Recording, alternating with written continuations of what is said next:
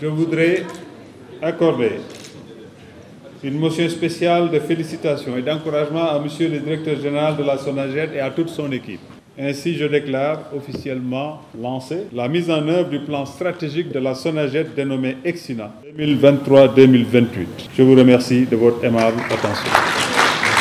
Directeur général de la Société nationale de gestion des décès, SONAGED SA, M. Mastiam a exposé le plan stratégique EXINA lors de la cérémonie officielle de présentation du plan stratégique de développement de la SONAGED, soulignant la vision et les axes stratégiques qui guideront l'avenir de la gestion des décès au Sénégal. La rencontre a été présidée par le ministre de l'Environnement, du Développement durable et de la Transition écologique, M. Aline Ndoye. Le plan EXINA, il est articulé autour d'une vision. Parce que quand on définit un plan stratégique, il est important de le structurer à partir d'une vision, donc qui consiste à devenir l'entité qui est en charge du nettoiement bien sûr, mais dans le cadre d'une nouvelle vision reliée au développement de l'économie circulaire.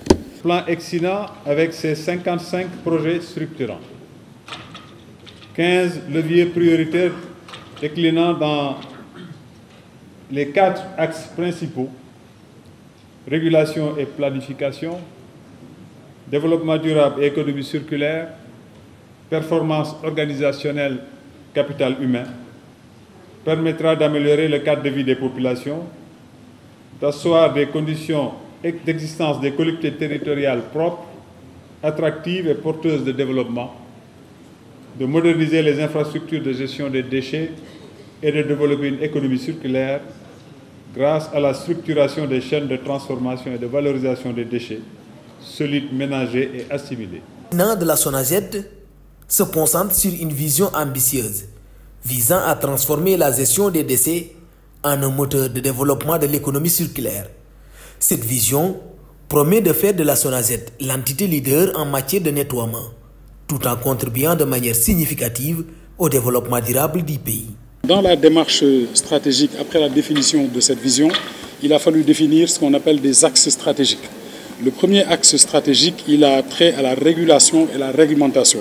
Donc pour nous, le premier axe a trait à la nécessité de mettre en place un environnement institutionnel juridique adéquat, et on l'a décliné en régulation et réglementation. Le deuxième axe a trait au développement durable et à l'économie circulaire. Nous allons travailler à mettre en place de nouvelles filières de valorisation des déchets, et c'est ce qui représente le deuxième axe. Le troisième axe a trait à la performance opérationnelle, parce qu'on est quand même une société anonyme avec un conseil d'administration. Il est donc important que l'ensemble des process et procédures de la société soient gérés avec une logique de performance. Enfin, le quatrième axe, c'est le capital humain, qui est fondamental pour nous, parce que c'est des métiers qui ont trop longtemps souffert de leur stigmatisation, et il n'y a quasiment pas de protection sociale, en tout cas jusqu'à un passé récent. Le plan stratégique EXINA de la SONAGED repose sur 4 axes pour transformer la gestion des décès, en favorisant le développement de l'économie circulaire, la régulation du secteur, l'amélioration de la performance opérationnelle et la protection sociale des travailleurs. Aujourd'hui, nous recevons entre 30 et 40 milliards de subventions de l'État du Sénégal pour faire face aux services de nettoiement. Mais comme vous l'avez constaté il y a quelques jours, il y avait même un mouvement de grève des concessionnaires du nettoiement compte tenu de certains retards de paiement. Donc nous, le calcul qu'on a fait est basé sur 2 hypothèses. Une première hypothèse, si nous voulons que le taux de collecte des ordures dans les déchets, qui aujourd'hui est de 38%, monte à 65%, donc un quasi-doublement du niveau d'accès des services de collecte au niveau des régions et un maintien de l'existant à Dakar, il faudra que le budget de l'UCG progresse pour atteindre un pic de 76 milliards en 2028. Mais on ne quitte pas 30 milliards pour aller directement à 76. On va aller à 50, 50 et quelques, 60, et le point d'atterrissage est de 76 milliards. Maintenant, si l'ambition est de monter le taux de collecte dans les régions à 100%, là, ça va chercher à 131 milliards. Mais ces chiffres n'ont rien à voir avec ce qui a été décliné comme budget d'investissement. Le budget d'investissement, c'est ce qu'on devra investir pour avoir des points de regroupement normalisés, avoir des points de collecte, avoir des centres de commercialisation, avoir suffisamment de centres d'enfouissement technique. Mais ce budget-là, bien qu'on l'ait estimé aujourd'hui à 291 milliards, c'est des projets qu'on va faire avec le privé, en partenariat public-privé. Par contre, c'est nous qui décidons de ce qu'on veut faire à Kaolack, de ce qu'on veut faire à Mbour. Nous avons même déjà reçu des offres spontanées. Donc l'exercice pour nous, c'est de mettre tout ça en cohérence et de l'arrimer à la stratégie nationale qui est définie par l'État du Sénégal. Mais ça ne signifie pas que l'État va devoir décaisser 291 milliards pour l'investir. C'est une estimation du portefeuille de projets d'investissement dans le domaine des déchets. Donc c'est un appel aussi au secteur privé pour leur dire qu'il y a un portefeuille d'investissement sur des projets qu'on estime rentables dans ce domaine-là. Le directeur général de la SONAGED, M. Mastiam, a dévoilé les défis financiers auxquels l'entreprise est confrontée dans son objectif d'augmenter le taux de collecte des déchets au Sénégal. Mais aussi en soulignant que ces chiffres ne correspondent pas au budget d'investissement estimé à 291 milliards qui sera principalement réalisé en partenariat public-privé, offrant des opportunités d'investissement au secteur privé. Les concessionnaires, ce sont nos partenaires commerciaux. Donc il faut quand même comprendre et accepter que dans une relation commerciale, souvent, partout dans le monde, il y a des moments où on doit de l'argent. Donc ça, c'est rien de nouveau.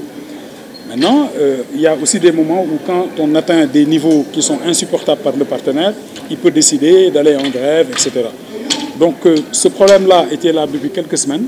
On a essayé de le gérer et puis à un moment donné, on est arrivé à un point de rupture. Il faut le dire, depuis jeudi, le service était interrompu, mais on a continué à discuter avec eux sous la supervision de notre ministre de tutelle et aussi du ministre des Finances. Et finalement, on a trouvé un accord. Ils ont repris les activités depuis ce matin.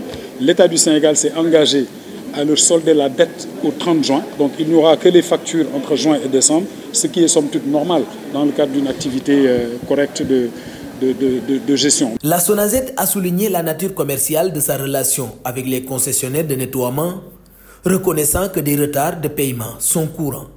Cependant, des négociations sous la supervision des ministres de tutelle et des Finances ont abouti à un accord permettant la reprise des services après une interruption due à des problèmes de paiement. Maintenant, ce qui est arrivé aussi aux concessionnaires, il faut avoir le courage de le dire, c'est que c'est un peu la rançon de la gloire.